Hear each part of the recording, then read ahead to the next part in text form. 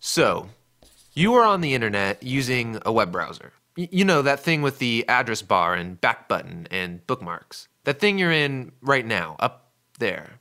Yeah, that's your web browser. If you're like me, when you're on your computer, you spend something like, I don't know, 90% of your time on the internet in a browser. There's emails, chatting, you're reading news, watching videos, playing games, you're buying things, just to name a few. Which kind of makes the web browser the most important program on your computer. And if you think about it, it hasn't always been this way. You see, web browsers were first designed a long time ago with the old internet in mind. You know, back when it was slow and mainly just words with links that just send you to more words with links, back before all of these innovations. So some guys at Google asked, what if we redesigned the web browser from scratch with an eye towards the new web? You know, maps, video, and web apps that are a lot more dynamic. And so they created Chrome, a web browser that's crazy fast on today's internet. And it's sleek and more secure, but mostly it's really fast. I mean, my biggest question when I boot up my computer is how long till I get on the internet, right? I mean, if there isn't any internet, I might not even use my computer. Did you know that even the fastest computers will still take like 45 seconds to boot up?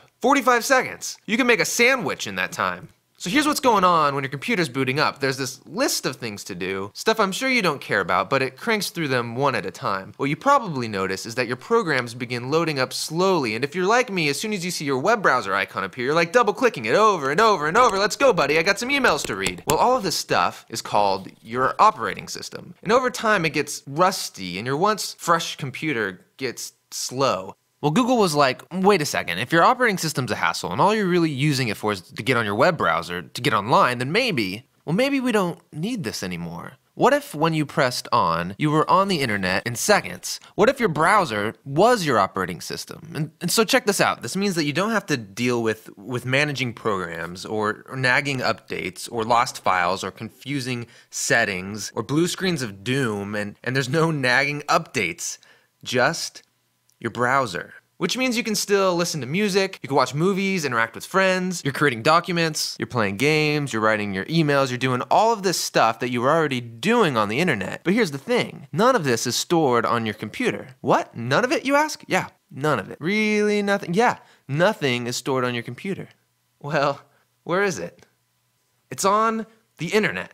You know, like when you access your emails from your computer and your phone, the email, it isn't stored on either device. So if everything's stored on the internet, then your phone, your computer, all of these devices are what people call stateless. Which is kind of a big word, so maybe just remember this. Chrome is a totally rethought web browser, and you can download it right now on your computer. But Chrome OS is a totally rethought computer that lets you stop worrying about your computer so you could focus on the internet. Which is what most of us use our computers for nowadays anyways.